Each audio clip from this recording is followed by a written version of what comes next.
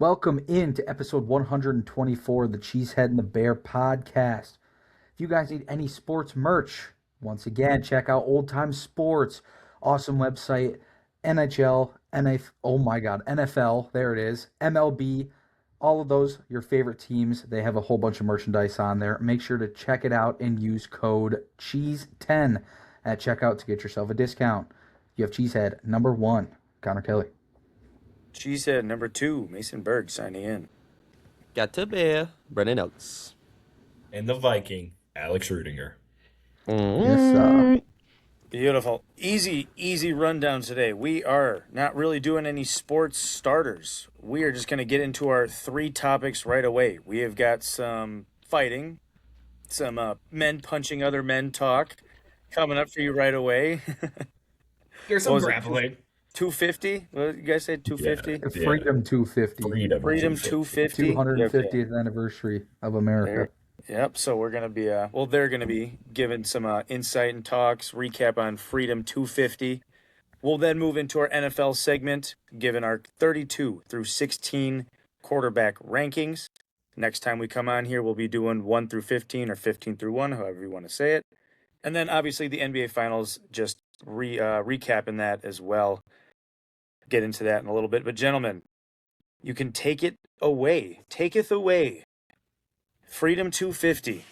Don't know who fought, what happened. Jamal Hill, Justin Gaethje. A lot of names being thrown out.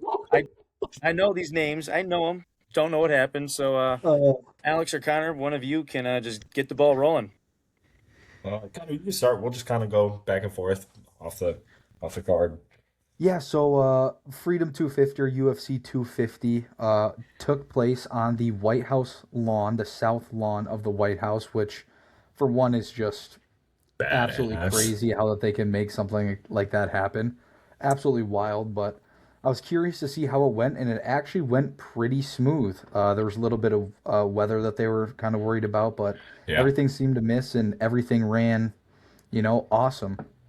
There were 7 fights. Do you want to just go fight by fight? Yeah. I mean, we can just go real quick through the first, 5 of them, and then kind of. Very first fight was Diego Lopez versus Steve Garcia. I'm a big Diego Lopez fan, and Diego Lopez put him down in the second round, I believe. I gotta pull it up. Yep, second round.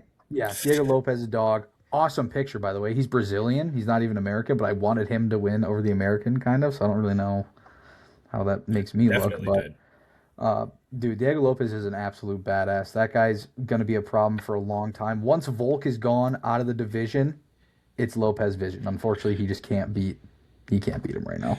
Yeah, he reminds me a lot of the featherweight version of, and this is going to be a spoiler, but the way that people kind of viewed Cyril Gane up until this meeting, where it's like, he's going to be in that number 2, number 1, maybe number 3 at the lowest, but he's always going to be in contention. He's going to be that guy you have to fight in order to get that title fight. Absolutely. So, that was an awesome he's a fight, monster. Though. Great knockout from Diego Lopez.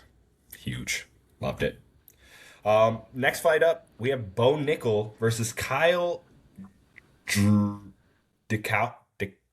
I don't know how to say it. I don't know how to say it. Something like that. DeCouse. Yeah, both from the USA, so no conflicting interests there. Shout out America.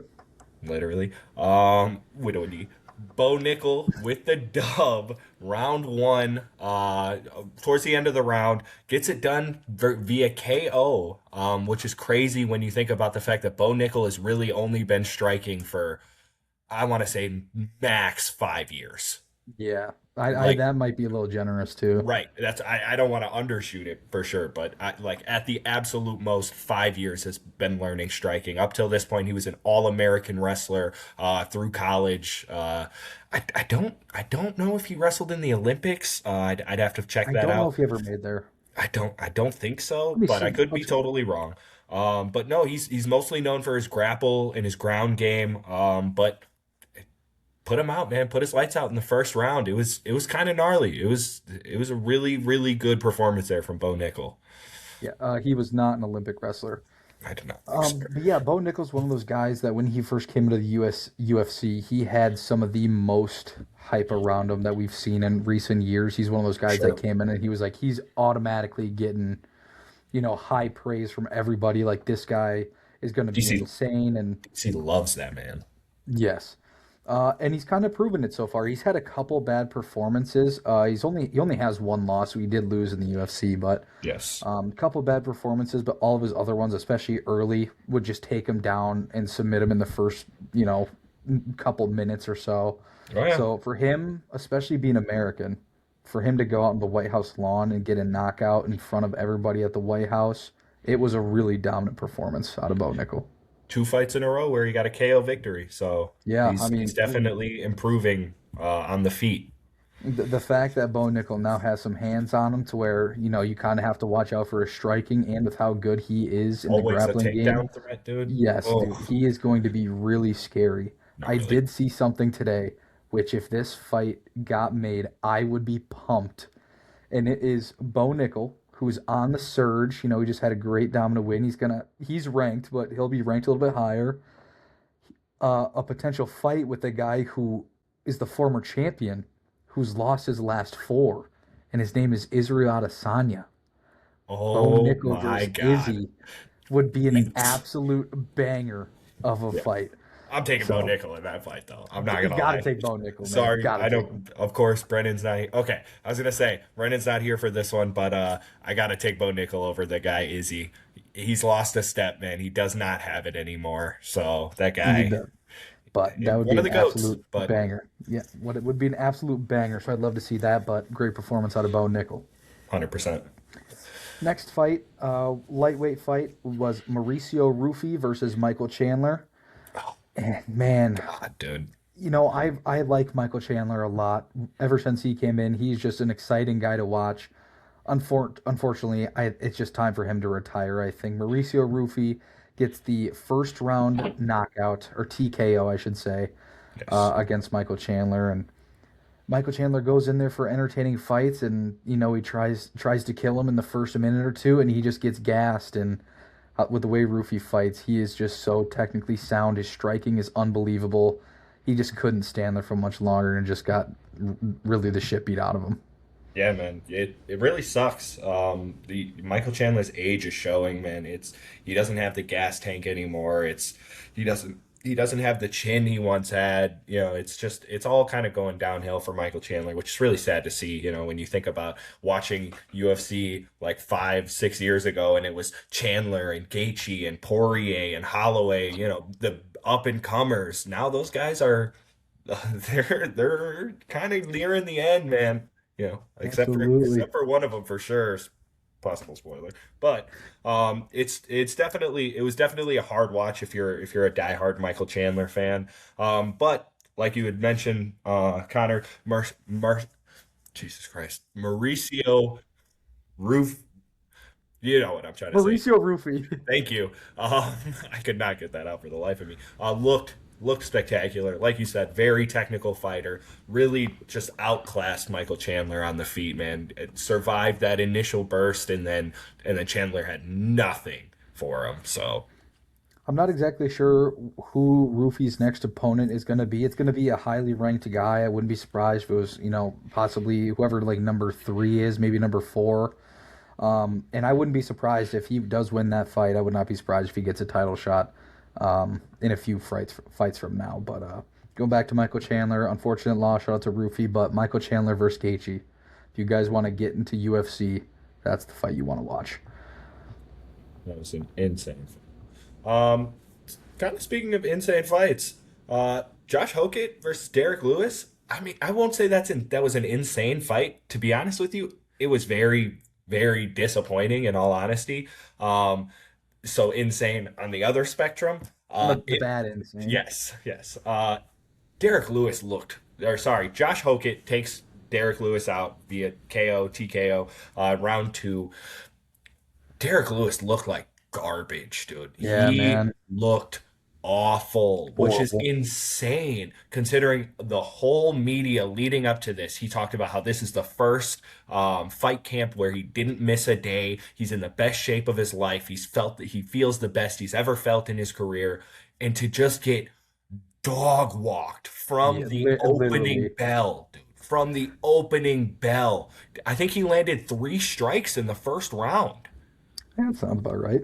Like it was really bad to watch. Hokit ended up getting it to the ground. I mean, probably right around the middle of that first round, and then just dominated Derek Lewis from that point on, and then got the KO in round two. So or TKO in round two. So Yeah, man. Derek Lewis, legend, Hall of Famer for sure. Most knockouts in UFC history. He's 41. Let's throw that out there. He's 41 yeah, years old. yes, His balls are always hot. That'll always be one of the funniest thing ever. But unfortunately, I think it is also time for him to retire. He just doesn't have the gas tank anymore. no, He can still take a punch, but after he gets punched, instead of getting legitimately gassed and like tired, his body just like shuts down. yeah, He can't do anything. It's hard for him to stay active in these fights. And it was a bad Josh look. Hokit, great fighter. This guy's got a lot of potential, and I cannot fucking stand this guy. He is so annoying. It was funny after his first, his first post-fight interview went kind of viral for saying Brittany Griner was a man, not my words. Um, it was funny, but now it's just getting annoying. He's got this whole the Incredible Hokit thing going on.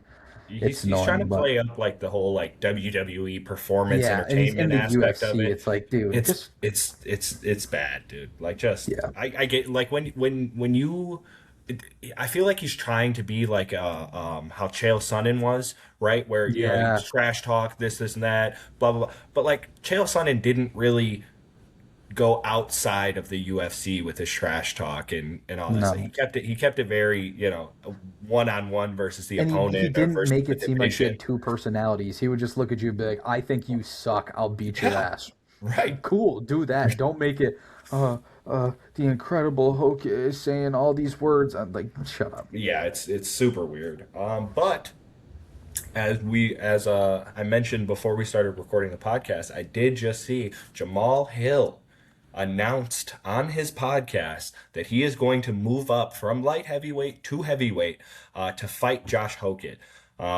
This win over Derek Lewis. Derek Lewis was the number 9 ranked. Hokit was the number 5 ranked heavyweight fighter.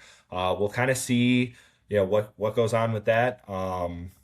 As far as what Hokit's next opportunity is after getting a win there. If Jamal Hill comes up, I would have to imagine that is probably a fight that the UFC wants to make. And then if Hokit wins that, title opportunity more than likely. And if Jamal wins that, probably a title opportunity from a former light heavyweight champion moving up, getting a win. Probably boost them at least into the top 3. But that was just something I saw before we started recording. Yeah, we'll see who gets the fight because I think there's also little spoiler here. I think there's also a chance it could be Hokit versus Pereira, but we'll Also get to true. that in a second. The one of the last fights of the night, we have 3 left, was Sean O'Malley versus, I don't even know how to say this guy's name at all. I really wish I It's could. like Amenz Zahib or Zabi or something like that. Apparently he's like Canadian Mhm. somehow. Um, but Sean O'Malley, my favorite fighter in the UFC. His last few fights honestly haven't been great. Hasn't exactly looked like himself. But going into this fight, I mean, talk about an American. Sean O'Malley, man. He went out there, absolutely dominated this whole fight, and in round 2, got the TKO. He looked sharp. He looked really sharp, looked really fast. And the one thing I've noticed with Sean fights is if you don't start off super hot and pressure him a lot, and he really can get his range of his jab, his kicks, he's super hard to beat, and that's exactly what happened. He sat there, had his distance, and when it mattered, he hit him with a little jab, and then it was kind of over after that. Yeah, it was insane. You really really saw almost like a I don't want to say a switch because it's not like he activated anything, but like you really saw it kind of click in Sean O'Malley's head towards like I want to say the last minute and a half of that first round of where he started to find that distance and could get that jab in there without compromising himself or having something sent back at him. The only thing I will say was he was taking a lot of leg kicks, brother. Like He a was. lot. And I don't care that he got on the mic afterwards and was like, "Oh, those leg kicks weren't doing shit." Brother, you changed your stance like 6 times. Your legs were red as hell. Your knee almost buckled. You can't lie to me when I just watched you.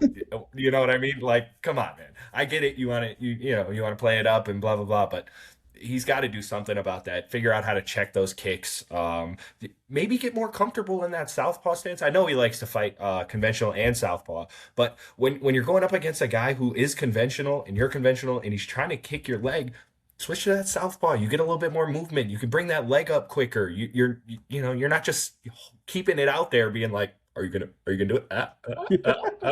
You know what I mean? So Yeah. it was a really good fight. Sean O'Malley called it. He said he was gonna knock him out. Um, I think he said he was gonna knock him out in round two. But I think he then did. when he got the knockout, the whole salute thing, Uh, people are Dude, people he are aura claiming punched early so stop hard it. Oh, he because did. he's done It that was so before where he nasty. thought the fight was over and they kept going. I mean, he Yeah. still got the finish, but he ended up winning the fight. But he went for the like when he hit him when he was falling down, and he went for like the if it's not over, I'm gonna look like an idiot. Yep. But they ended the They fight paid up. thankfully. So A lot of people were saying early stoppage. I don't, I brother. don't think I'm so, sorry. man. He went face first into the mat. He it So looked like he kind of had a chance to get up, but if Sean didn't punch him and instantly go for the salutes, he was going to be on top of him, just saving damage. So yeah, I think it was a good 100%. stoppage. Sean 100%. O'Malley with the win. Yep, big dub. Number 3 ranked. So is this the title fight looking next for Sean O'Malley? We'll see. We'll have to see. We'll have to see. Yeah. All right, moving on to our co-main event, the heavyweight interim title. Because Tom Aspinall's out. I forget why. But His he is eye. out. It's still out for Yep, his eye. still his eye. Okay, so still I out. think he's back training though. I think he is now He, I training did, again. I did But see yes, a video afterwards. That I'll talk about once we get through the fight. But yes, he is back training. Cyril Gahn takes down Alex Pereira in round 2 via TKO, KO, whatever. Gets performance of the night. I mean, I'm gonna be honest with you. Round 1, Pereira didn't do shit until agreed. the very last second when he landed 2 jab. One jab was with 1 second left, and the second jab was after the horn. So he landed 2 really hard jabs at the end of that first round. Kind of got some momentum. I was like, oh shit, okay, finally, here we go. Pereira is getting in there. For the most part, it was circling around. It was testing range, which I get. I totally understand. But at the same time, he wasn't doing any. He wasn't like throwing out jabs. He wasn't feinting. He wasn't throwing leg kicks. He was throwing a head kick over. He was spamming that head kick. He was. Which I get. You've caught a couple of guys with it. Totally fine.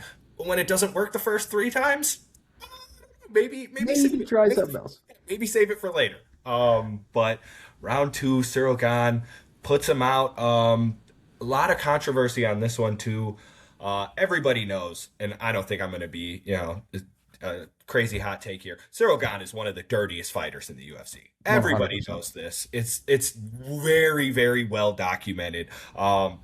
Cyril Gahn was beating the shit out of the back of Alex Pereira's head. The elbows, 100%. punches straight to the back of the head. And what I thought was crazy was I don't remember if it was the like DC Joe Rogan and John Anik that were talking about it, but I did hear that Alex Pereira's team verbatim went to Herb Dean before the fight and said, watch for this, watch for the back of the head, and then showed, this is where the back of the head is, right? And got confirmation, not showed him, but like talked it through with Herb Dean Yeah. being like, so if he gets hit, anywhere here, please be on the lookout for it.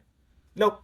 What are you talking about? Yeah. Looks clean. Looks clean to me. Classic Herb Dean. Literally just letting him get 12 to 6 elbows right in the back of his head, punching him right in the back. It was insane.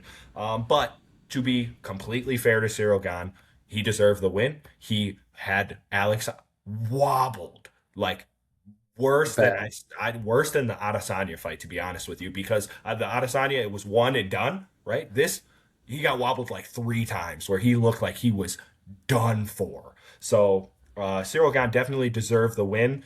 Didn't like the finish. Just another thing to add to the highlight tape of Cyril Gane dirtiest hits or whatever the fuck you want to call. Yeah, I was kind of in the boat where if Alex Pereira would have won this fight, I think I would have called him my goat, honestly. I mean, the guy, not actually, but like he would have been, there was a legitimate conversation of this Sure, guy's been he's in through there. three weight divisions and has conquered them all of the Yeah. best fighters in each division. Would have been insane, but unfortunately, it was not his night. I agree. Alex Pereira was he started off really slow, but honestly, he almost kind of had to because I'll say what Cyril Gane looked really He's so sharp fast, and dude. so fast. He's For a so guy that weighs fast. that much, there's no way you should be moving that fast. No. Um, It's not. so He's I can 6'4". understand we kind of had a slower start, maybe trying to burn that gas tank of Gane and maybe come back in the later rounds, but with how fast and how sharp he was looking, unfortunately, he got caught in that second round and he just could not recover. So, all glory to Gon. Had an excellent fight. Pereira, I'm sure he's going to be back. He'll be just fine. But yeah, it was Cyril Gon looked absolutely amazing in this fight. What I was going to mention about Tom Aspinall was I saw he posted videos on his social medias, reacting to the win or whatever.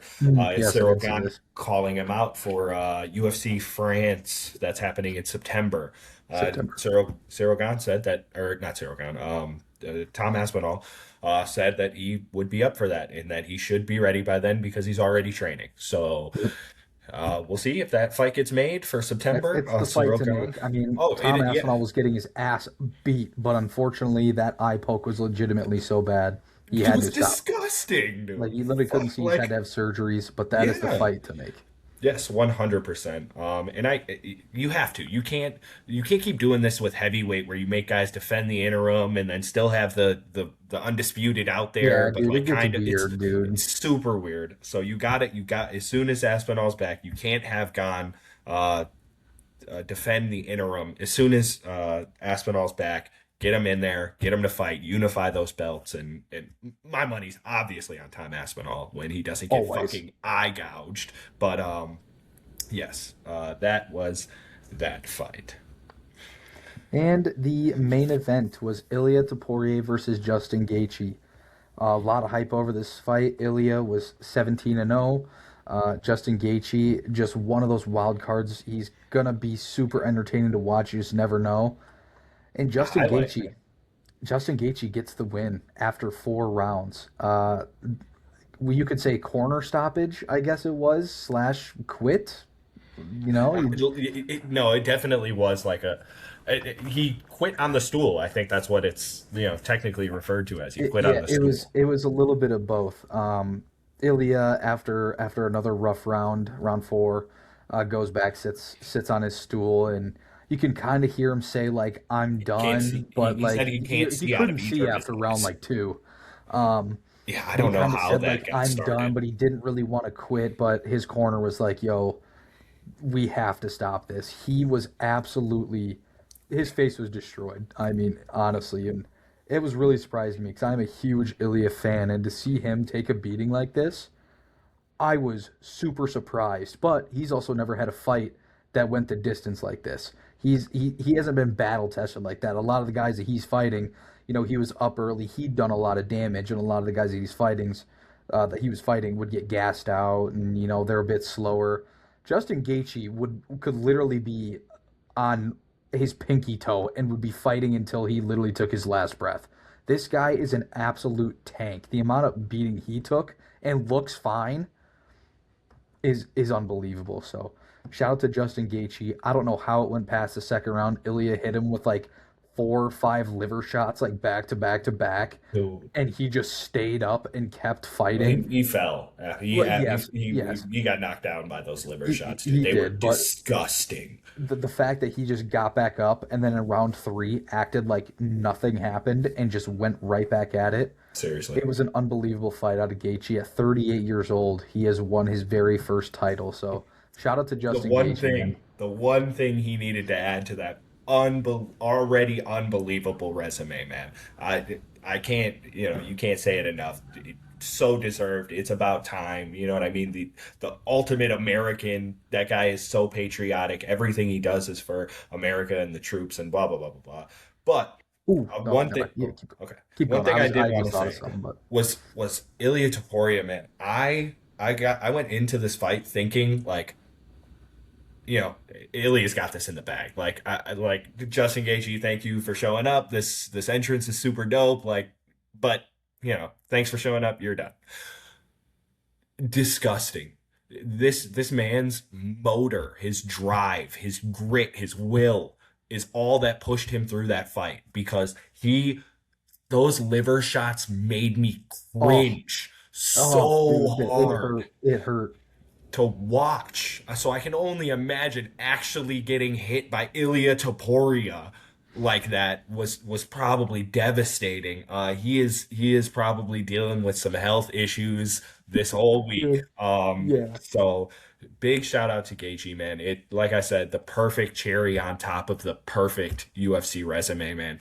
They said it on the broadcast, but Justin Gaethje hits so hard, man. It's like, I mean, guys like even Khabib said, somebody asked him, "Hey, hardest who's the ever been hardest hit. hitter?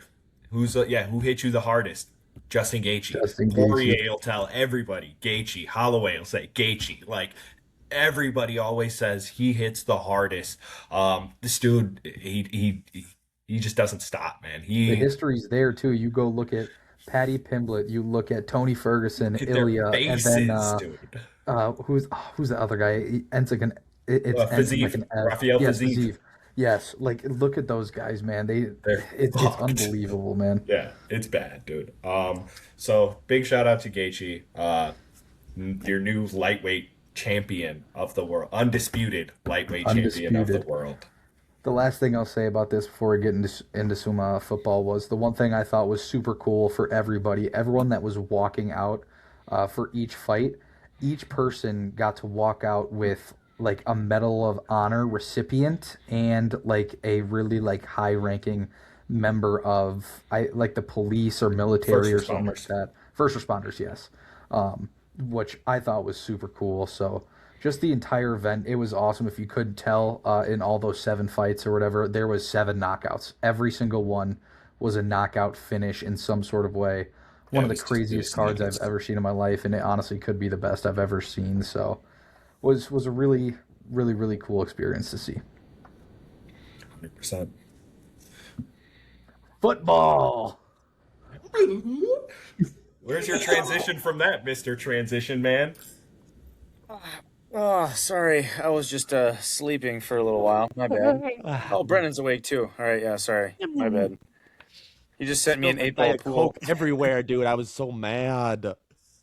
Uh, One Diet thing I'll Coke's say, all over I me. hope Pereira gets a rematch, even though it probably won't happen. But I did see that clip, and that was insane. So, He'll be back. 100%. owie, owie, owie, He owie, says, back of the head, "Ow." and dude, the pictures after. Oh, dude, he made a whole YouTube video about it. If you haven't seen it, go check it out. It's insane. He called out everybody, man. Yeah, even Everybody. Herb Dean, like holy Yep. crap, like Yep. It Herb was. Dean especially. is so funny, dude. He literally is either like the best like ref on the There's no planet, or in he's between. literally the worst ever. Poor Dude, guy. Ben Love Sports or whatever that guy's name is, he made a video about it. He's like, you could be getting hit with a freaking baseball bat with spikes on it, and Herb Dean wouldn't stop the fight at all. It was just going in on him. I'm like, oh my gosh. Yeah, that's insane, dude. Tough. Yeah. Football. Let's do it. Let's do it. This is not a consensus. This is just everyone's quarterback rankings. 32 Personal. all the way down to 16. And then again, like we said, we'll be doing the top 15 the next time we were on. Is there any specific order that you guys want to do? Is there a snake? Is there anyone that wants to just take command and go first, have the balls to say their 30-second Yeah, quarterback? I'll do it. Fuck. All right. All right, Alex, take it away. I'll go after Alex. All right. Connor, you go Everybody- after Brennan, and then back to me. Somebody's echoing pretty bad. The 32nd quarterback that I have here is somebody we all know pretty well. Somebody that two of us on this podcast. No, I'm totally joking. Number 32, I have based on our criteria, which if one of you guys have that up real quick, otherwise I'm Like pulling it up right like now. what rankings are off of? Going into next year and the last 2 years is kind of how what our guide was for making this. 32, I got Geno Smith, man. He is in a terrible situation. Don't get me wrong, 2 years ago, 3 years ago, whatever it was, 3 years ago, because his last year in Seattle really wasn't all that great either. But the year before was pretty solid. We're only doing 2 years. Combined with the year on the Raiders, it was disgusting to watch. It was terrible. He was awful. Granted, the Raiders were awful last year. Can't put all the blame on him. But now he's on the Jets, and we all know how great the Jets are. So at 32, I have Geno Smith. Yeah, my 32. I asked you guys kind of what quarterbacks for certain teams. I don't even know if this guy's going to start on his own team, and I don't really like any of their offensive players. And his rookie year was pretty ass, so I have Shadur Sanders as my 32. 7 touchdowns, I think it was, to 10 interceptions. Brought in 2 wide receivers, sweet. I just don't like anything around this Cleveland Browns team, and Shadur Sanders, I don't even know if he's going to start. So I Yes, think he is. we'll see, but I have him at my 32 ranking. 32nd, I should say. Yeah, I'm all in with Alex, dude. Geno Smith is fucking horrible, man. I mean, this guy's got nothing left. I don't think he's gonna make any impact on this Jets team. Like, sure, you got Garrett Wilson. You have is Kenyon it Adonai Sadiq. Mitchell? He's there, Oh, right, yeah, too. yeah, Adonai Mitchell. They just Amari drafted Cooper. Yeah. Omar Cooper, and Kenyon Oh, Sadiq. Yeah, Omar Cooper. Um, just drafted all those guys, so you're giving them a chance. But I don't think Geno Smith is any good whatsoever. So chance I for have him at Arch Manning 32. next year. That's right. That's That's what that's they're what going that for. chance is. That's why they brought him in. They said, "Hey, we want to suck Geno. Come here. I got a spot for Literally, you." hey, who can we pay, a little bit of money to that would make it not look like we're tanking? Geno Smith, that guy's Geno ass. Smith's the guy. That was funny. Yeah, I also had Shadur Sanders here too. I mean, Geno Smith's a great 32. I'll be saying his name very shortly, but did not like what I saw from Shadur last year. Don't like the offense, like Brennan mentioned. I mean, we've seen a good Geno Smith season before, and he obviously, wasn't great last year for Vegas. Not a great situation, so we'll be saying his name very shortly. Moving on to 31. Did you want to do Snake? Yeah, and might as well say it because at 31, I got Geno Smith. Like you guys said, situation's terrible. He's aging. He's not as great. Probably should have put him at 32, but I kind of felt a little funny putting Shadur at 32, so I like it. Geno at 31. Felt funny, huh? Yeah, It the did. I'm like, disrespect for Shadur out of you guys is it is. kind of crazy Dude, though. it's Like, are we not nuts. here? Like, that's why I have him at 31 because he still sucks That's ass. crazy. You got me. You got me. Yeah, You got me. Fuck you. exactly Yeah, right. no, Dude, he's he's got just Garrett Wilson, though. He's got Garrett Wilson. And I'll tell Shadur you does what, not have Shadur Garrett Wilson. Sanders has You're saying Gino. No one. no one. No so one. No one. that's Me. another Yeah, big especially factor. with them getting rid of David and Boston? Njoku too, losing literally one of their Yeah. better targets. I know Harold Fannon's still there, but Yeah, we'll David see what Njoku we'll being see. a vet and stuff We'll like see what that. these but young boys can do. losing him just dude. I don't like the situation he's in, and nor do I think he's really good at all. So I got Shadur at 31. Crazy. 31. I have a. Yeah, I have skip a, Brennan. That's cool. Oh, Idiot. Yep. Nope. Sure, You're I right. had to go I with my started. mistake. 100%. Yep. God damn All right. it. I don't know why I was thinking that whole time. Say something after Connor. Talk after Connor. Just I'll natural. just make mine pretty quick. No, my number 31, we're kind of going off situation a lot here, it sounds like. And this guy has probably the worst situation and probably the least amount of starts. I got Malik Willis. I don't really have much on him. I mean, he played a few good games last year. I mean, like maybe like 2 or 3. They were huge for the Packers, but now he's throwing it to shitty wide receivers and an even worse situation. So I got Willis at 31. He could definitely be higher, but I just got nothing on him. Totally fair. 31. I have a quarterback here who actually once led the league in passing yards. I have Wow. Tua Tagovailoa, aka Tua turned the ball over. Um, this Tua's trash, man. I'm sorry, he's not good. If anything has shown you, if he's shown you anything over the last 2, 3 years, it's that he's not great. I get we're taking situation into account, and the Atlanta Falcons have a moderately good situation around Tua. It's just Tua is ass. Also, I'm not the biggest fan of bringing Kevin Stefanski in there. I don't know Really? how that's going to affect. I don't know how he. I mean, don't get me wrong. I could be saying the complete opposite of what's going to happen, but Coach of the I don't year? think he's going to do anything with Tua, create a scheme or anything that's going to see that we're going to see Tua succeed in, even with the good situation around him. So I have Tua at 30. Alrighty. Uh, do you want to do your 30? There we Yes, go. I do. At 30, this is where I have the Okay. Yeah, one, Yeah. the still one. in the So 30s. Still in the Yeah, Emmanuel still 30s. thirty. Sanders. As much as I love the guy, I think he's I think he's gonna be good. But again, only saw last year they were not good. The team overall was really bad. That offensive line was a bottom unit in the NFL. I don't know. I guess I'm not. I guess I know. I'm definitely higher on the situation in Cleveland than you guys are. Wait, so are you But back on, or you or no? Are you back? Are you back on? if Shador does not start week one, I'm off and I will stay off All because right. there's no way you can trot that other guy out week one. I don't give a fuck how much money you're paying him. You cannot put that guy on a football field. But they probably will, and I will have to renounce you know, anything to do with that team other than Big Swess. So that Nice. that's my take on that.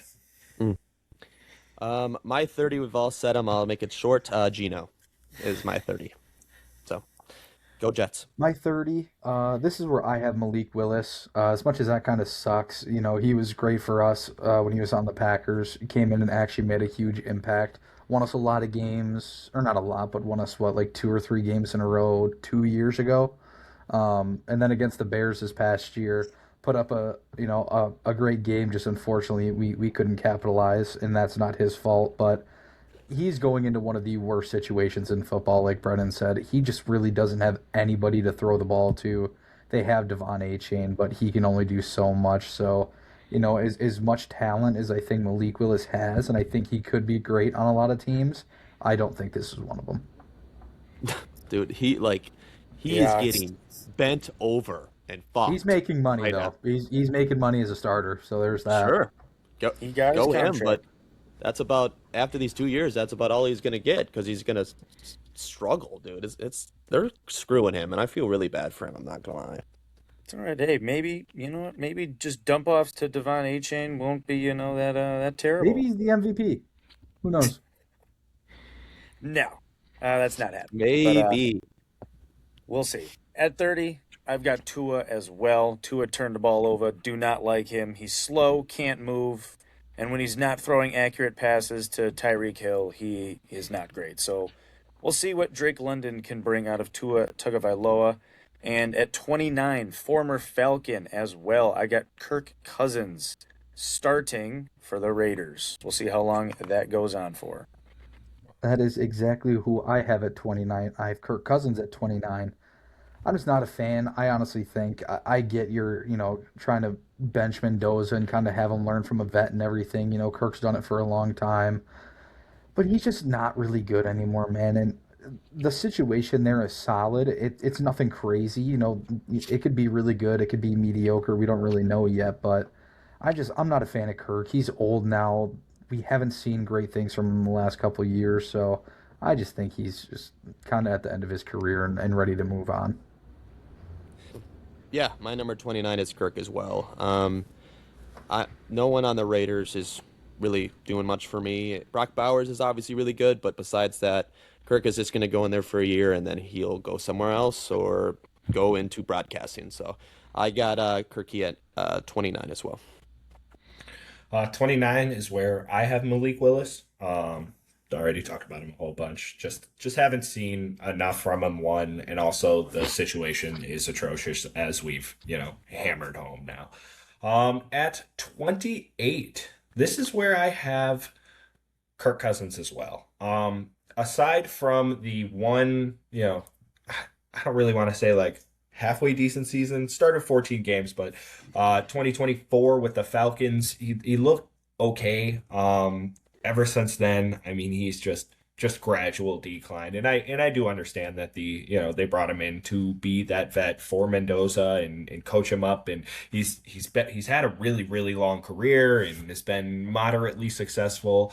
If there's one thing Mendoza can learn from Kirk Cousins, it's how to get that fucking bag. So Yep. let's Money. let's see Money. if he takes that away from Kirk. But yeah, as Brendan said too, there's not a whole lot going on with this Raiders team. Bowers is obviously awesome. Genty has all the potential in the world, but that offensive line isn't great. They don't have really good weapons, so there's really not much to be excited about for the Raiders. Yes, not at all. 28. I just threw Jacoby Brissett in here. I like the 27 up is all kind of like the same for me. 28 is Brissett. Did well at the end of the year for the Cardinals. Is sitting out. I don't know if he's back yet. I think I saw something that he's participating now, but now the Cardinals are even worse. Marvin Harrison Jr. is like might be one of the biggest busts ever, and he's just gonna probably be the same thing. Go in there for a year and then figure it out after that for the Cardinals. So I got Brissett at 28 here. 28, guy you've all said. I have Tua Tagovailoa here. I don't think he's very good at all. I think the reason I even have him as high as 28 is I don't mind the situation. Drake London, Kyle Pitts. I mean, you have Bijan, who you can throw to, obviously a running back, but I don't mind the situation. He has led the league in passing before, so I mean, I feel like as of right now, with being on a different team, I feel like this is like that last hope of like maybe a new team will bring out that old Tua who is actually good. So maybe there's that chance, but I don't really believe in it. So I got him at 28. Yep. That's we kind of all have these same like first six quarterbacks. I'm not It gonna was lie. pretty. It was pretty easy in my Yeah. just getting them Yeah. written down. Because these next two names I'm saying at 28, Malik Willis. So we've all said Malik Willis now. And at 27, I'll start up the Jacoby Brissett conversation again. Again, filled in well, like Brennan said, but I don't see him doing much more than what he did last year. And honestly, probably a little bit worse because he was playing some good He was football playing last year. actually really Yeah, good last well, year. he So was I don't see him replicating that kind of football again. Just 3,300 yards in limited games. So he was solid. Yeah, I 100% agree because at 27, I also have Jacoby Brissett. He was an absolute dog last year, the second half of the year, especially for no reason. I don't think he's doing that again. Marv is, like Brennan said, a bust. Michael Wilson, cool. Do I really think he does that again? I don't think so. Trey McBride is cool. So it's honestly not a terrible situation. Like they kind of have some guys, but Jacoby Brissett is just not going to be able to replicate what he did last year. In my 27, I have Tua. This is his last chance. So he kind of has to go in there and perform. He has to know that as well. And Drake London and, Kyle Pitts, Bijan, it's a good offense. Stefanski is a good offensive mind. So Tua has a good chance to go in there and succeed, especially in that division. So I got Tua at 27. Fair enough. I'm gonna say something that I probably don't say that often, but I'm gonna have to agree with the cheeseheads here. Hmm. I have Jacoby Money. Brissett here at 27. Yep. By the way, just looked it up. Brissett is at mandatory minicamp, just not participating, and Mike Okay. LaFleur did not comment God, he's a about it. fucking loser, dude. He's a So, loser. I'm sorry, but if you're the Cardinals, I feel like this is a worse look for you because you are literally getting held hostage by Jacoby Brissett. I would just go, So hey, Carson I mean, Beck, they're just gonna go out and start getting Carson ready. Beck. yes, Or Gardner 100%. Minshew. Fuck. I Yeah. mean, Gardner Brissett, Mitchell's a sorry, dog. I man. love that guy. He's not winning you a Super Bowl. So if you want to sit out, I would just cut him at this point. I don't know even why he's on the team anymore, but more power to you, man. Yeah, it's crazy. Anyways, moving on. 26. 26. New names. Here we Hey, go. Yep. here we go. Yeah, Possibly. yeah, I think so. Yeah. 26. I am going to have the former legend, Aaron Rodgers, Yeah. here at 26. The decline is very evident. Now, a lot of that also has to do with the team and the situation. But the decline is there. You can see it. He is immobile. Cannot move. He's still fairly accurate. But I mean, he's got DK Metcalf. Now he's got Michael Pittman Jr., right? We'll see how that plays out. But DK Metcalf, aka Mr. I like to punch fans on the sidelines and get suspended for playoff games. Yeah, that guy's a fucking idiot. So that's your wide receiver one. That kind of sucks. But I mean, on the bright side, they have like 3 tight ends that they use all the time. So that's a Washington. plus. I don't know. I think it was pretty. I think it's been pretty evident the decline of Aaron Rodgers here. I'm not on the Mike McCarthy's gonna save the fucking Steelers train. I don't think any Steelers fan is even on that train. It's just gonna be a rough year, and the situation's not all that great in Pittsburgh. Yeah, my 26 is also that guy from Green Bay a few years back. I got Aaron Rodgers at 26 as well. You guys heard my opinion when he got his $22 million dollar guaranteed contract from the Steelers for a year. Was not a fan. So them bringing him back, not really understanding it. But 26, the age. I think he's going to be 43 when the season starts. 42, 43. Bringing in Pittman is cool. It's just those two aren't really moving the needle for me. And the division is probably just getting harder. So Rodgers, I think at 26, just get your bag and get out of here next year. So 26. Yeah, I'm looking at my list right now. I don't really think I like the guy who's there in this spot, but I'm gonna Just stick say with it. it anyways. 'Cause I don't Right have now, Aaron Rodgers. I have Cam Ward at 26, and I think he has potential to be a lot better, which is why I don't necessarily like where he's at. Especially with I don't really care for Wandell, like that's cool, but I think Carnell Tate's gonna be really good, and he did show a lot of potential last year. Obviously, he was just an even worse situation last year than it is now, but I don't see him ever really turning into something great, and especially into this year. I just don't know. I think this is like a good stepping stone into maybe a year or two from now where he kind of really breaks out. I just don't really see him having like a big breakout year. I still think he's going to be all right, but do I really think that they're going to be anything special? Not really. So I have Cam Ward at 26. I also have Cam Ward at 26, so you do not have to be Hey. worried about saying that. I'm Perfect. glad you had Cam Ward at 26. Only 15 touchdowns last year. Granted, 7 picks is pretty nice. Still cracked 3,000 yards. I agree with everything you just said. I think he's going to improve for sure, but I don't think it's going to be that big step up quite yet. I think he'll get 33, 3,400. He'll crack 20 touchdowns.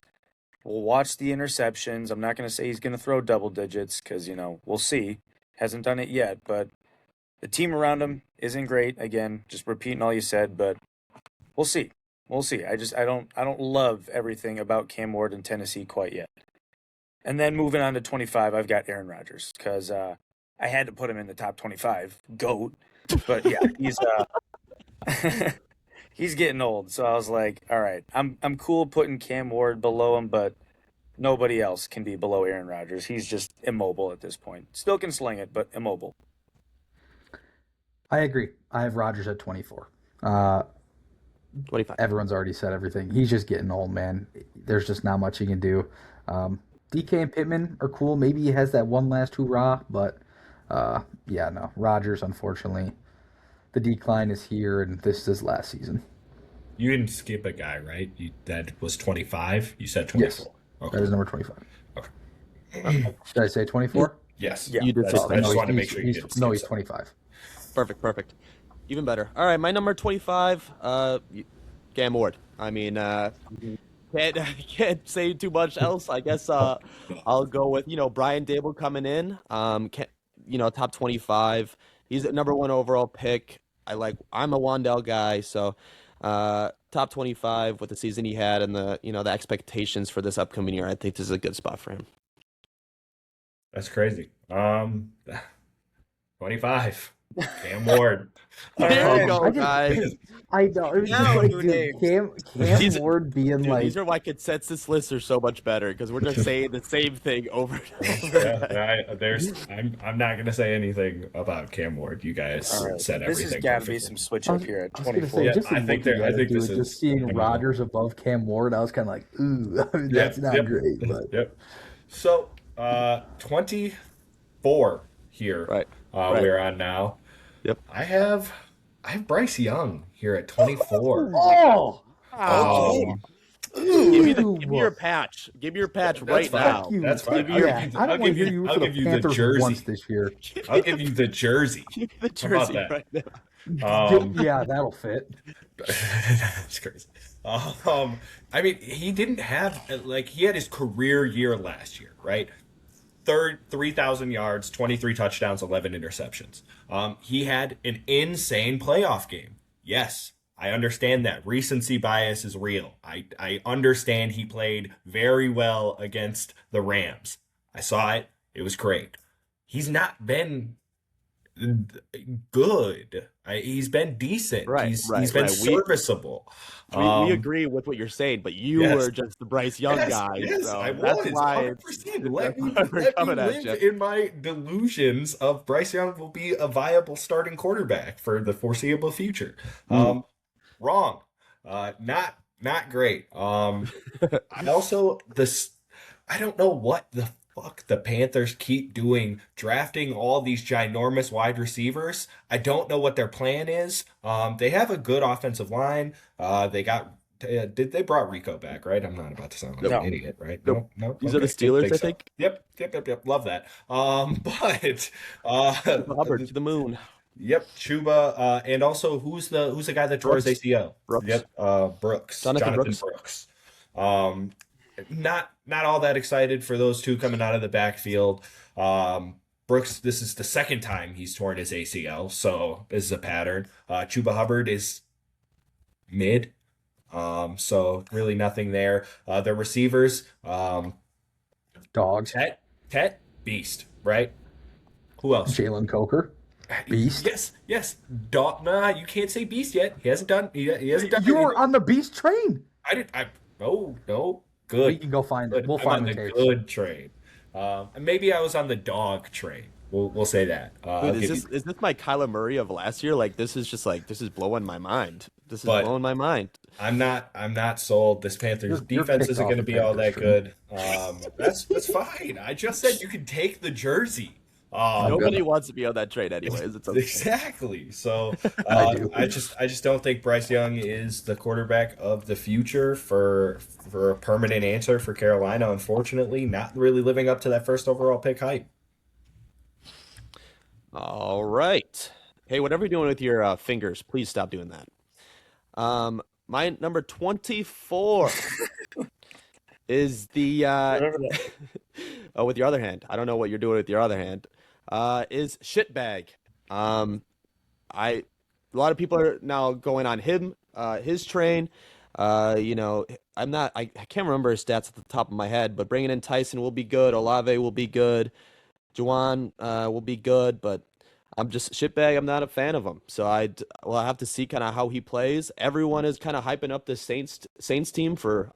I'm not really understanding. Maybe Travis Achan is really moving the needle for everybody like that. I'm not really sure. ETN, kind of for you. That's what I'm talking about. Yeah, appreciate that. But my number 24 is shitbag, and I don't think he's going to be much higher after this season. I love how you just said shitbag.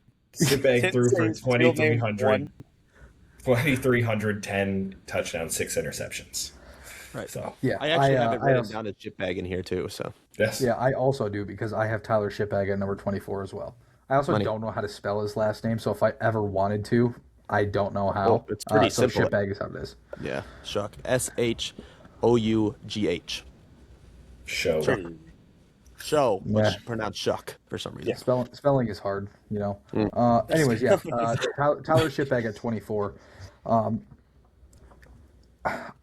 I actually do. I'm one of those guys who thinks that the Saints are actually be pretty solid this year. I like Olave. I like Tyson. I like Juwan Johnson. ETN I think is going to be good. So I like this team, but They ETN. get a new running back, or Like, Nope. He came from the Jags. Yeah, ETN. That's him. Just say that Um, guy from the Jags. the guy from guy the from I the just, and he showed some potential last year, but I just think all of these guys above him are just going to have better years, and that's just what it comes down to. Do I think he's going to be bad? No. I just think everyone else has a better year. It's a great way to put it. And I'd rather have the guys in front of him going into the year as well. 100%. Oh yeah. That's what a lot of my list was too. When I was making it, I was looking at it. I'm like, well, actually, I'd rather have like him over him. And then like, well, shit, like It's like I, we're I'd at the have. point where like I don't think any of these guys are going to be bad, even though they're ranked in the bottom like 10. It's just I'd take the other guys Mid, over them. mid Yeah, There's like a, lo- there's to a lot of serviceable. good QB play. yeah. There's gonna be a lot of good QB play this season. But yeah, I'll keep it short and sweet. 24. I've got Tyler Shuck as well. From what we saw, not Who? great, not amazing. Shitbag. Okay, thank you. I Oh couldn't. yeah, that I guy from the Saints. yeah, I didn't know what you were talking about, dude. I'm sorry. We have a real hard time with names here on this Yeah, podcast. who is Not that? gonna What the lie. hell? What was he fucking Oh talking yeah, but about? yeah, Fair we don't Day need to say his name University. anymore. Oh, Moving on. I'll say a name that everybody knows at 23. One guy knows him specifically. It's Kyler Murray at 23. respect. Thanks for kind of What he used to be. I mean, what he used to be. Used to be a top 10 to 15 quarterback. For sure. Don't get me wrong. Haven't seen it in a couple years. Going to a new team. Love the situation in Minnesota. Don't get me wrong. But again, when I'm looking at this list, it's like, you know what? A couple of these guys, maybe I'd take Kyler Murray's talent, just, straight up talent over. But again, like these guys I'm taking above them have played a little bit more consistently more recently. So we'll see. Prove me wrong, Kyler Murray, but I got you at 23.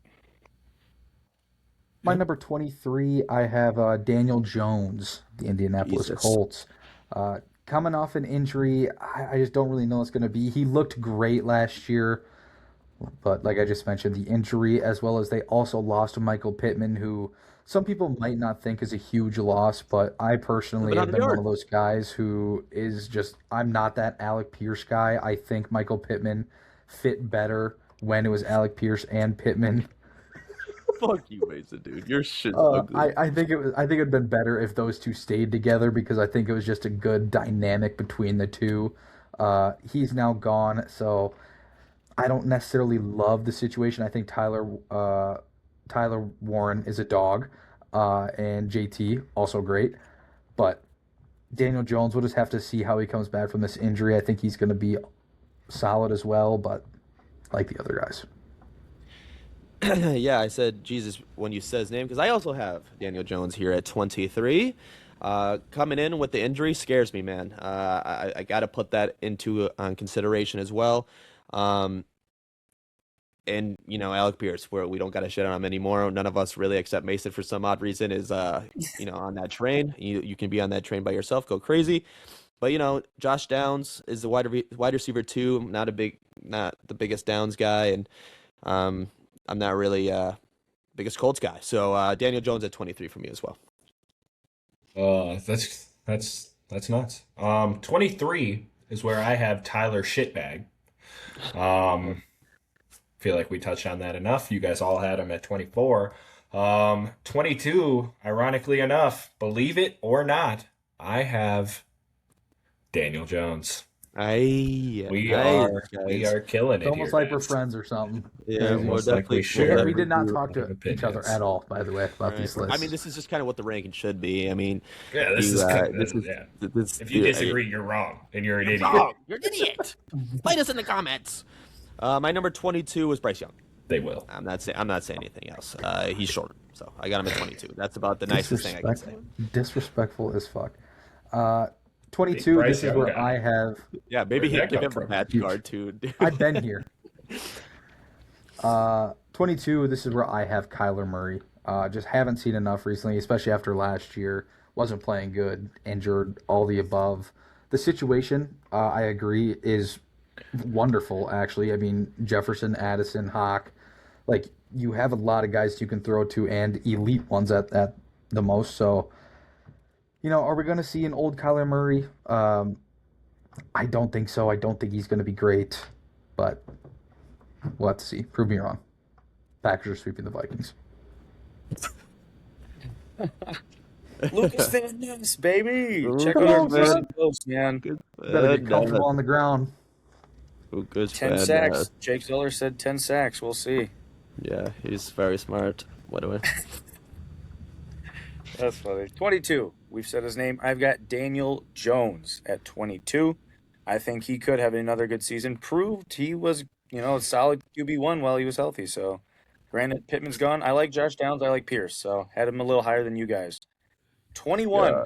Here we Name go. that has not been said yet. I have got CJ Stroud at 21. Love. Woo! I have Bryce Young higher than CJ Stroud after that playoff series. I've got Bryce Young in my top 20. Haven't said his name yet. Obviously, a little spoiler. But, CJ Stroud at 21. I think he's going to play better than he did last year. I don't think it's going to be anything special, but he needs to have a season better than last year, or he might not be a quarterback next year because, that playoff run of 2 games was horrendous. So, step it Yeah. up, CJ. Not good. Number 21. This is where I have Jackson Dart. Think he's going to be really solid. I really don't have a whole lot to say. This middle range is just all these guys are probably interchangeable if you ask me. He's in a good situation. I like the team. I like the way he plays the game. I just don't think he's going to be a superstar. I think he's going to go out there maybe throw for like 3,500 yards. He might have a couple hundred rushing yards. Hopefully he doesn't get hurt with the way he plays, so knock on wood with that. But overall, solid player. I don't see him being absolutely phenomenal. Off the Bryce Young train and sleeping on Jackson Dart in the same. I wouldn't say So, sleeping. I'd say I'm not saying you. 21's I'm talking pretty. about this dickhead down there in the Oh, corner. okay, cool. Fuck that guy. Never mind. 21. I have Kyler Murray. Had a down year last year. This is all just like going into the situation here. That's the highest I can get him is 21 or lowest, I should say.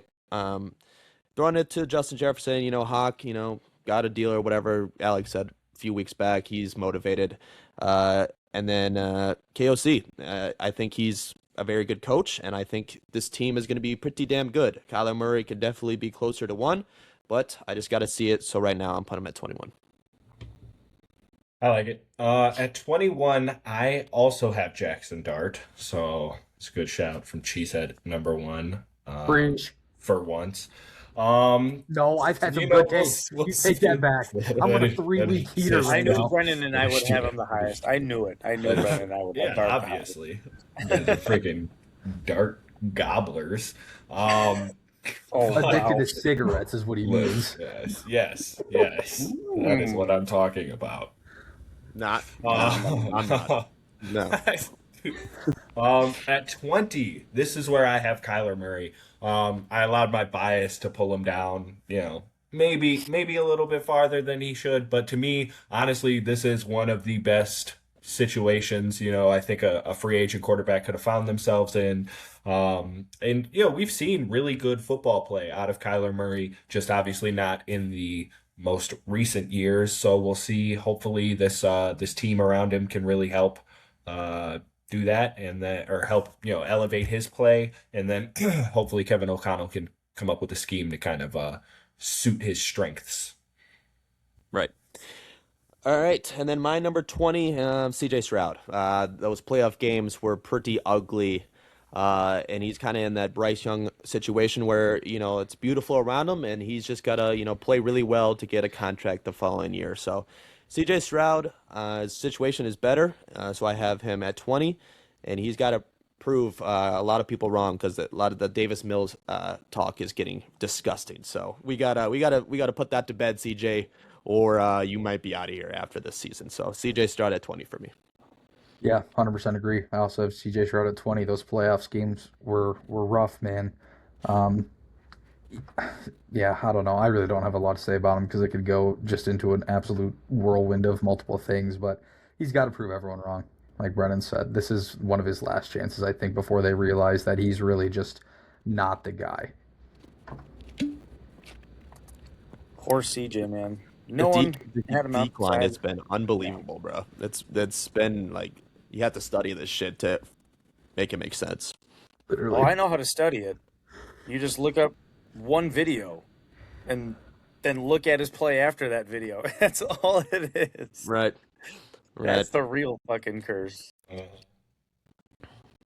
Just what a bitch move. Whatever, Stroud. Again, like we've been saying, prove us wrong. The last name in our 20s before we get into 20 and below. Bryce Young is at my 20 spot here.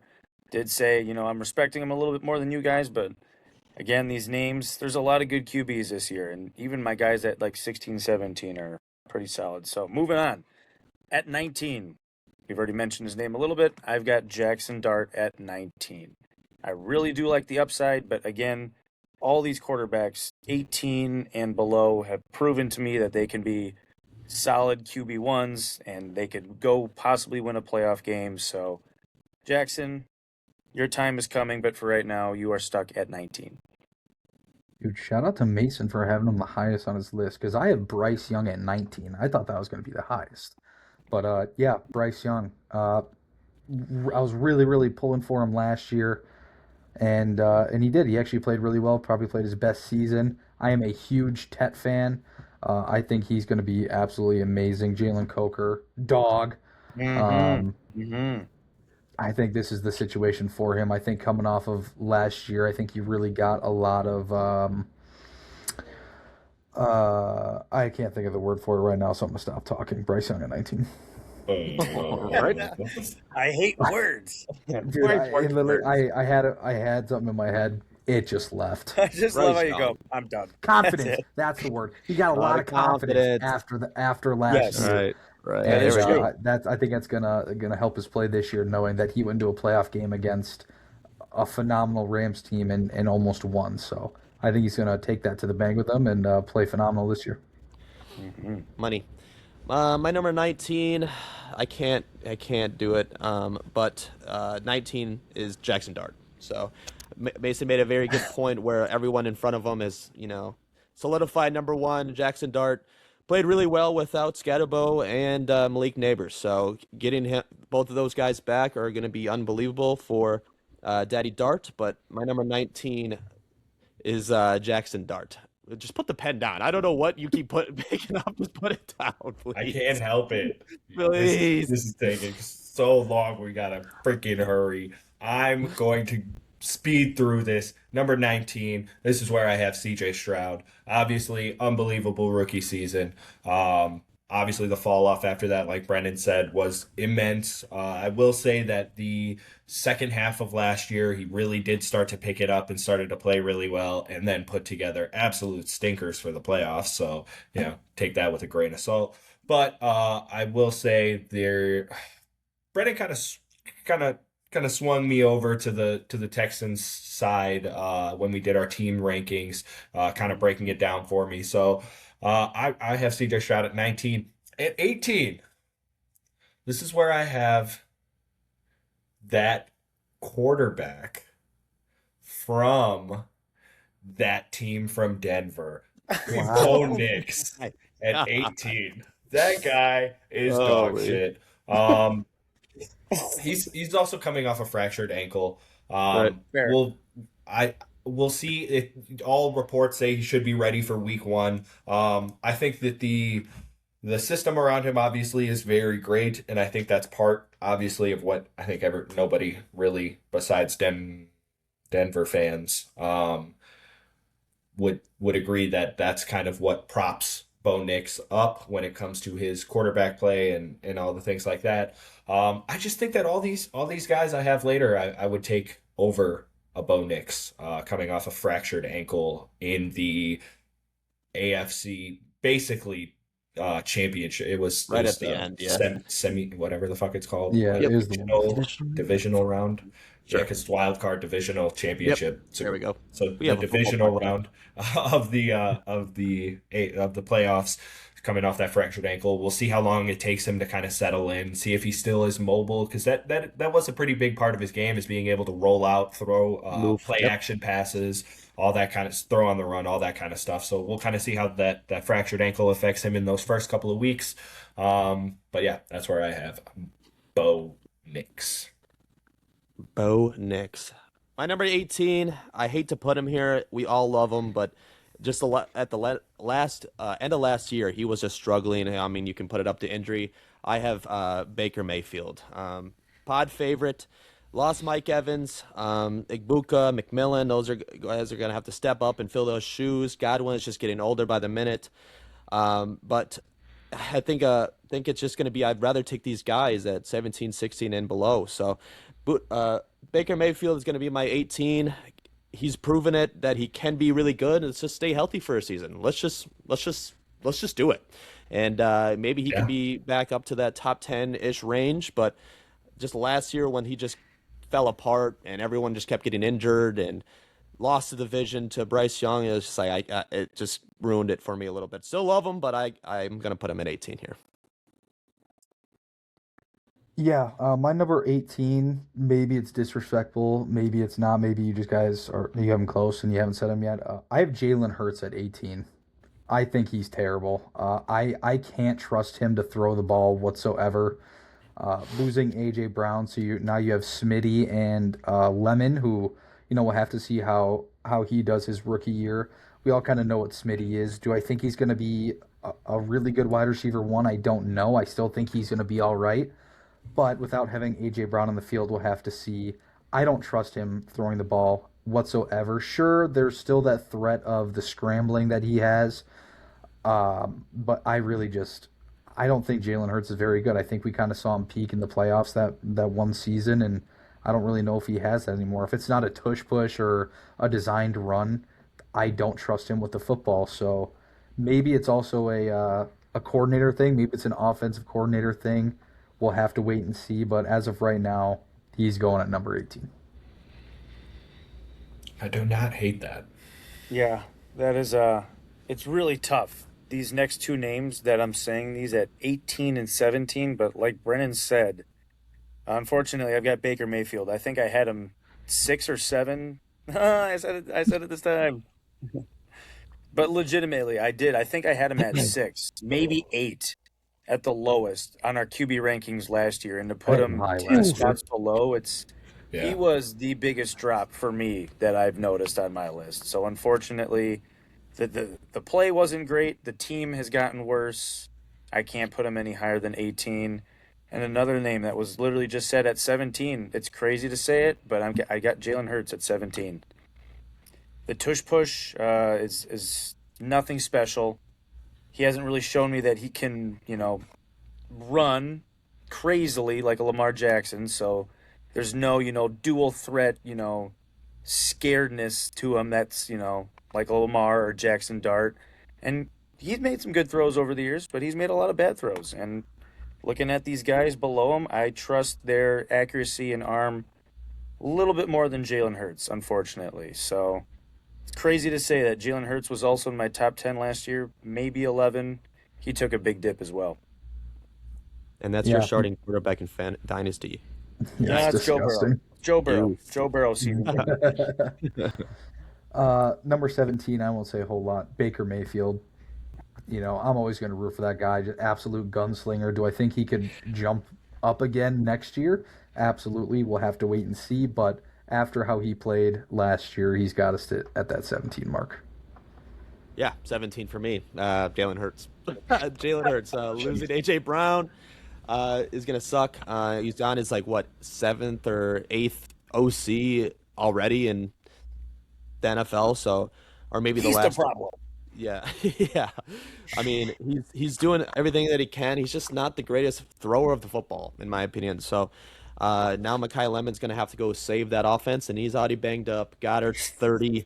Saquon is also up there with the 30s as well. So team's just getting older, and he's gonna have to show out this year, I think. So I got Jalen Hurts at 17. Damn. 17. This is where I have Baker Mayfield. Obviously, big Baker Mayfield guys on this podcast. You guys pretty much covered it. And then number 16, I have Jalen Hurts. Nice.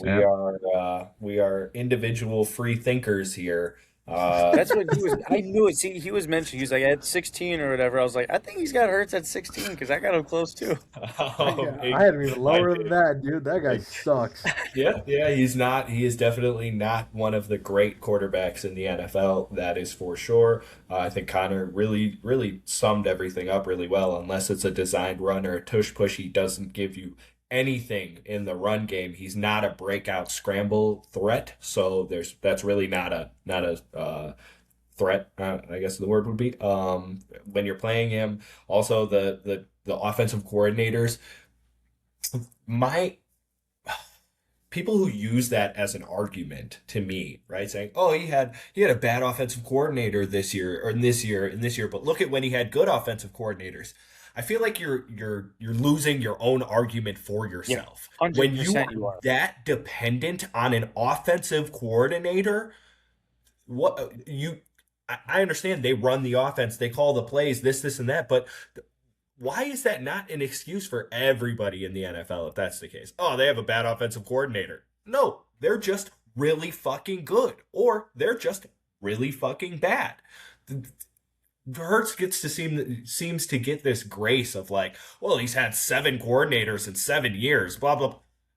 Why is that an argument to prove Especially how good talking he about a is? guy who just went out and won the Super Bowl a few years ago, which Right. obviously a lot of people can't do. You are Right. held to a higher standard of you can do this. So when you've shown for 2 years that you are not even close to that level, like how is that even possible? Right, 100%. So that's my biggest gripe when it comes to the Jalen Hurts supporters, because that argument to me makes absolutely no sense. So Yeah, I would just say coaching matters. That would be like the rebuttal to your argument. Going from example of Matt Nagy and Eberfuck to Ben Johnson, those guys are not even the same atmosphere. So like when you're going to Shane Steichen to I don't even know who was after that. One is really good and one is like ass. The offense is going to be terrible. And they had AJ Brown running the shittiest routes. They weren't using Saquon in the right way. So that would I be just my feel like rebuttal. I just feel like we've also seen the talent there before. So yes, it could be a shitty offensive coordinator, but even in just the shorter throws or the mid-range throws, Jalen Hurts has not been able to put the ball in the receiver's hands as well, which is something that he just needs to do. Yeah. Bryce Troying Homer. I just saw that too. Hell yeah. Let's fucking go.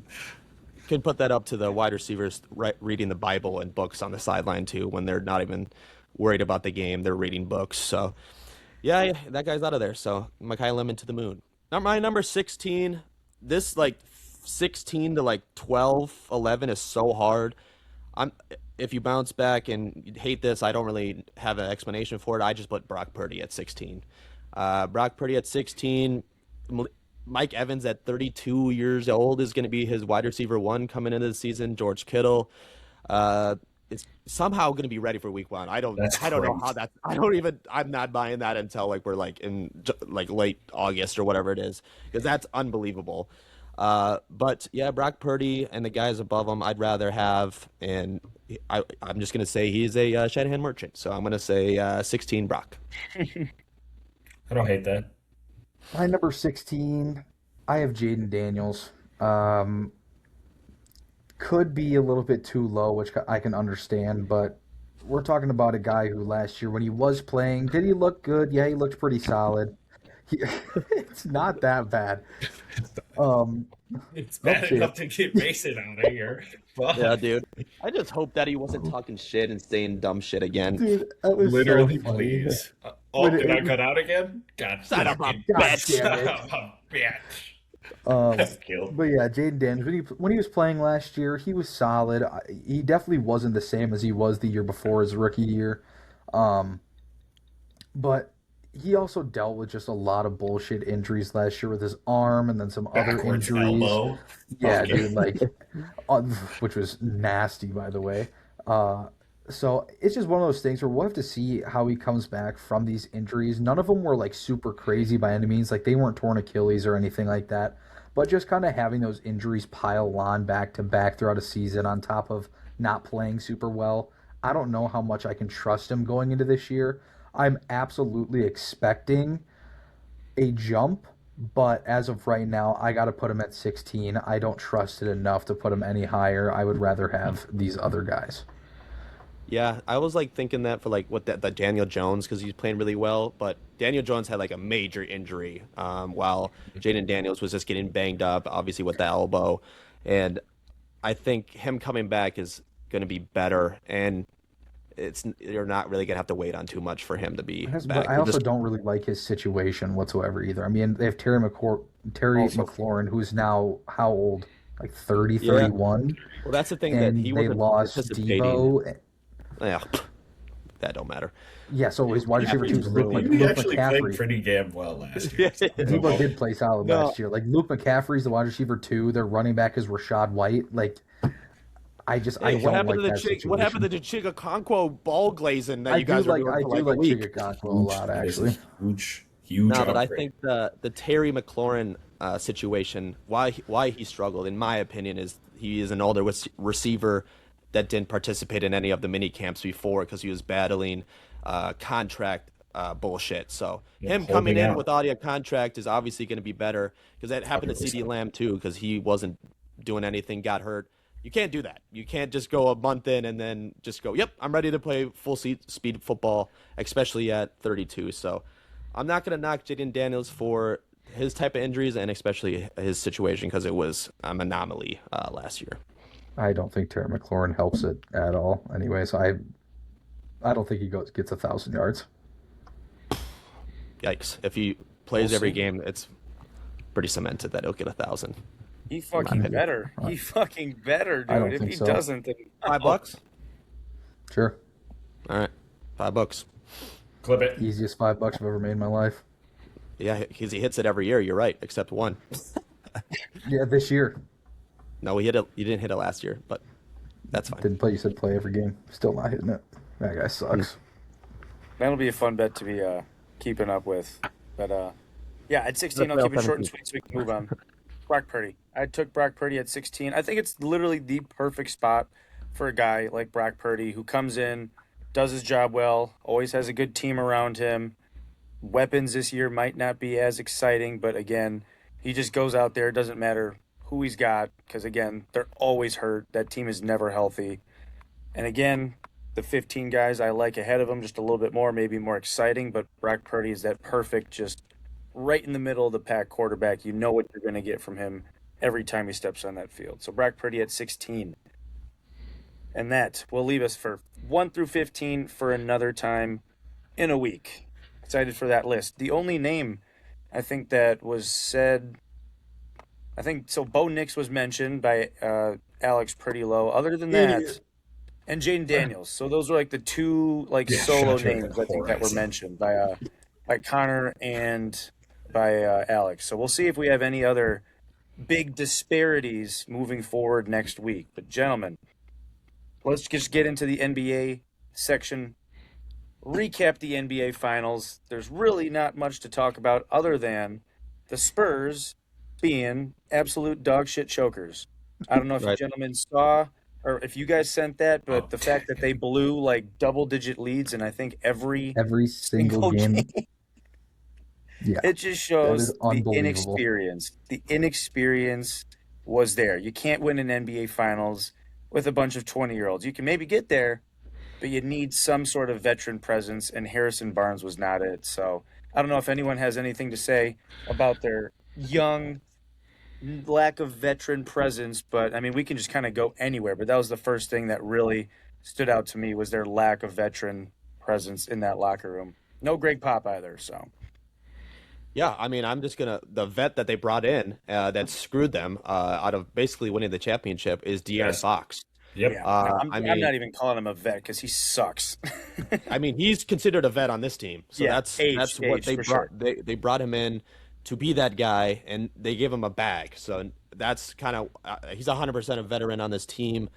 Uh, and basically, I think I don't know who I said it to. Basically, what I said was if De'Aaron Fox played anywhere near the money that he was making, the Spurs would have probably swept the Knicks.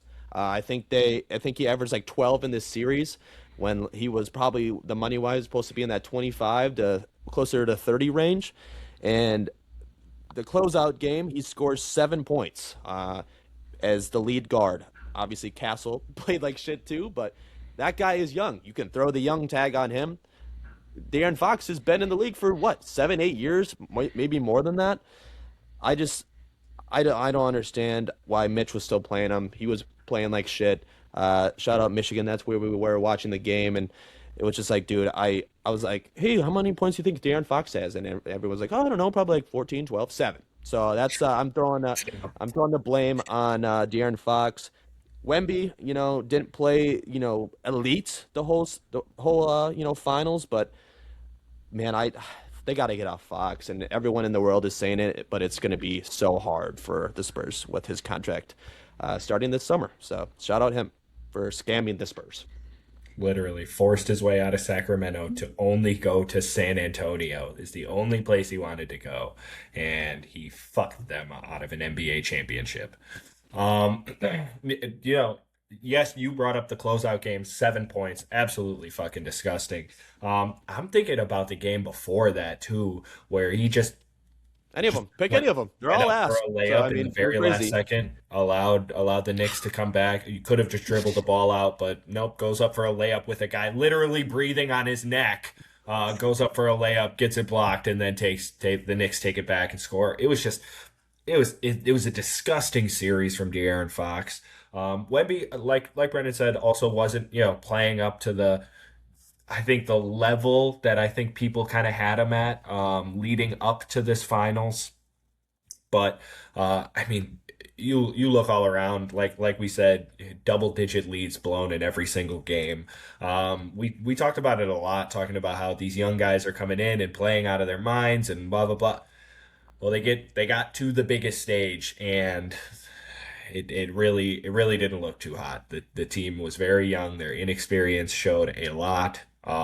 Not being able to hang on to those leads, making stupid decisions, sloppy turnovers, bad shots, play calling all around. I think it was just kind of a collapse by the Spurs in this NBA Finals. As for the Knicks, shout out to them. Really cool. Got a ring. That's awesome. Jalen Brunson will, be a hero in New York forever. Josh Hart, Carl Anthony Towns, all those guys, OG, everybody played, pretty damn well during this series. So there's nobody specifically that I can think of that I'm like, oh, this guy almost cost the Spurs a champion or the Knicks a championship. I think they all played really well, and that's also what happens when these guys play together for 3, 4 years, build that chemistry. They also played together in college. They've had the Right. chemistry Yes. for fucking 100%. ever. Build that chemistry, and then also when you're making these deep playoff runs every year, and you're not just blowing up the fucking team the following offseason. You know what I mean? You make these deep playoff runs. You lose in the Eastern Conference Finals. You lose in the whatever it may be. You learn from it. You grow. You figure out what you need to do. Who needs to develop what skills? How you need to react in these situations. You develop that over time, and the Knicks really showed that throughout this series. And I think that was I think if that's big for me. I think that's the biggest takeaway when you look at what the Spurs did versus what the Knicks did. The Knicks were the vets; they'd been there before. Their team chemistry was amazing.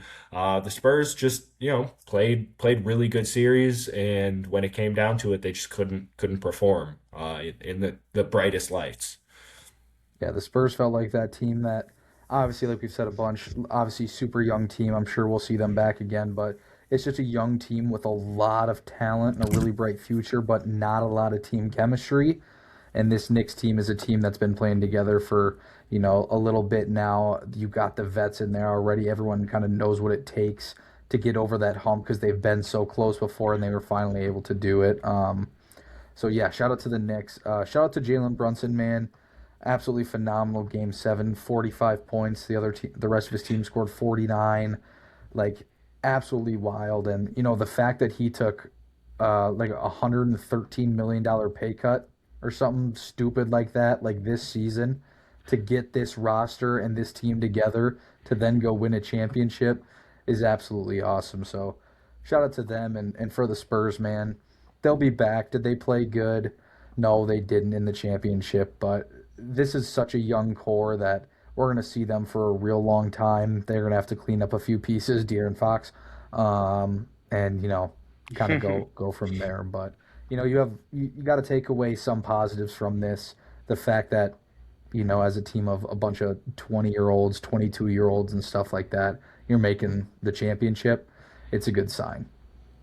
Yeah, you can take away Dylan Harper. That guy's pretty damn good. That guy is unbelievable. He should be starting next year. They should trade Fox for a forward.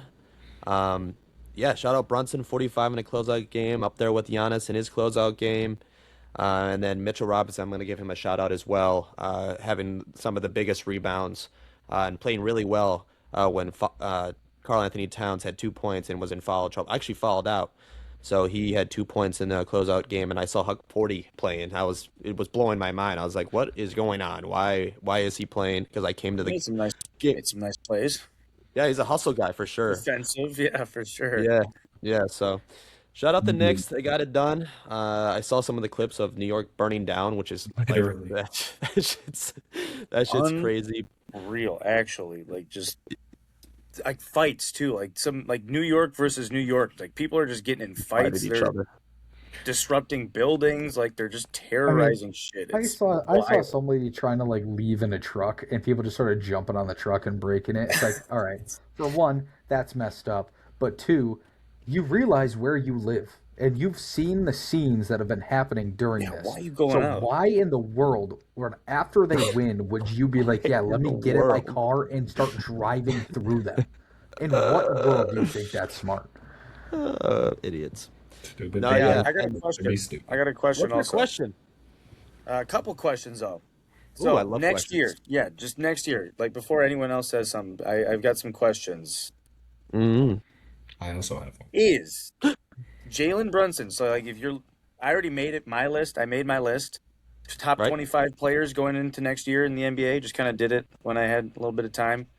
Might change it up a little bit. But the question after this finals, where is Jalen Brunson in your ranking? If just like right now you had to think about it, where are you putting Jalen Brunson on your list of top NBA players? Where does he go now? It's always like that.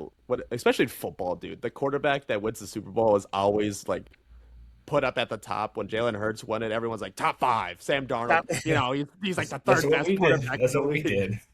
I'm not saying we made our did tiers. Right. But it's just like, dude, let's try to think about this for a second. I would say personally, without thinking too hard, like I'm not trying to be funny, in that 6 to 7 range. I think that's where I'd put Brunson. I think the top 4 are solidified, and then it's like Tatum and Ant are still probably above him, and then I would probably put them at like that 7 range for Brunson. That's exactly kind of what I had. I had the top 4. I had Tatum and Ant also, so I was also in that exact same boat of like probably 7 to 8. Yeah, I like it. I would agree with that. I haven't put much thought into it, to be honest with you. So Of course not. First time thinking about it, but yeah, no, that makes a lot of sense. I'd say probably that 7, 8, 9 range. It was just crazy because I don't think I would have had him in my top 15 last year, and now just after a finals, maybe he was in my top 15 Wow. last year. I'd say it I was don't know. probably pretty It's damn close. close. He was I probably mean, yeah. definitely top 10 before the season started. I don't know. That's pretty crazy. Where did you have him? Oh God, probably around like 15 because No, like no, you got to no. think Where do you about. have him right now? Where do you have him right now? You said you did Oh, your I have list. him at 6. I have him at 6. 6, comfortably at Who, 6. Yeah. who are the So Is who are Tatum the 5 5? above him? no, I've got right now. I mean, I've got Jokic. I think I said Shea, Giannis. I put Wemby at 4. For fuck's sake, I can't believe he fell off the face of the earth during this finals. But I got him at 4, and I put Luca 5, and then Okay. Brunson had to go Okay. 6. I Yep. couldn't. I couldn't get Brunson over all these European dudes, unfortunately, and a Canadian. So, Yeah, not but kind of man, crazy. I'm like, wow, Brunson's at Best 6. American player, possibly. Oh, maybe Yeah, Ant, but yeah. like I got him Yeah. over Tatum. I Tatum put him and over Ant. Ant. It's like, wow, it's just crazy to think about someone that small being, that Recency dominant, bias. if you want to say. There, yeah, I mean, Anyway, recency bias, but I have never seen someone go on a tear like that in the entire playoffs, not just the finals. He was magnificent this playoffs. Every single series, 25 plus, great shooting. I mean, the finals 30 something. So, yeah, next question. Carl Anthony Towns. Mhm. Is he in the top 25 list if you had to make oh one? God. Ooh. I don't Like like Cat, so I'm gonna say no for fun. just I a don't quick really have a thought. Like reason. I would think very tough question. probably Like in that just quick thought. 25 Is to he like 30 range for me. yeah, Yeah. yeah, uh-huh. I think so. It was just I think he's just one of those players that people like to make fun of him like for stuff that's not basketball. Right. And I would say yes. I don't have a list obviously, but 25, especially how he was playing in the some of these games in these playoffs. Obviously, last 2 or 3 weren't the greatest, but the first 2 they were thinking about giving him the Finals MVP. So he has stretches of where he's one of the better big men in the league, and then sometimes it's like, "Ooh, okay, that's not good." So yeah, top 25 probably for sure. Alex, do you have a quick question or is it a long question? Mine's pretty quick. Okay. Connor's got to go play basketball. Okay. Yeah, you go play back up. The the NBA draft is coming up next week, Mm, Tuesday. Next week, yes, sir. Tuesday. Yes, sir. Yes, sir. So I know we're gonna go live on TikTok and all that. But I don't know if we're gonna get a podcast out before that. So I want Nope. your guys' official predictions right now, 1 week before. Yes, I don't need yes, but I don't need no, but yes or no. Does Giannis get traded by Tuesday? Yes. Yes. Make it Yes. happen. If we need the draft picks, we have to go and get him. It's a week away. Say fuck it, make the move, get the capital. Let's make some picks in this draft, and we go from We're there. just being fucking stingy. Like we've been stingy with Giannis for like 3, 4 years now. It's like now is the time. Giannis is ready. The fans are ready. Just pull the fucking trigger. I don't care if it's just 3 players from the Heat and 2 picks, or 2 players and 3 picks. Just do it. Let's fucking move forward with it because we're sick and tired of it. So yes, I really fucking hope. Yeah, I think I'm gonna put it as I want them to, but do the Bucks do it? I do not think so. I think they try to wait out the summer and all the options and go through there. Doing it in a week, I know they've had all season to figure it out, but now it seems like they're really into doing it now, and it seems like less than a week to kind of figure it out scares me a little bit. So I do not think so. Do they? Yeah, I you're don't think they right. trade him before the draft, You're but they right. should, You're 100%. I That do would be think that they ideal. trade him either before or during the draft. I During the think draft they would make be moves. sweet. That would be pretty The sweet. Live Washington reaction. Wizards gave Easy. away the Yeah. number Number one one pick for overall pick. Giannis. The I would Milwaukee Bucks. I would poop everywhere. No. All right. Yeah. Well, Thick. Well, Connor, you gotta go play some basketball. I'm about kind to of go go play ball map up. ball. That was the NBA season. Maybe we'll do a little ranking of some top 10 players after the season. I don't know. We'll cook something up. Connor doesn't We'll have to see. be involved with that. He doesn't know ball. But we're gonna get out of here so Connor can go play some basketball. But this was the Cheese and the Bear podcast. Go Bears. Go back. Go back, baby. J Love, top 10.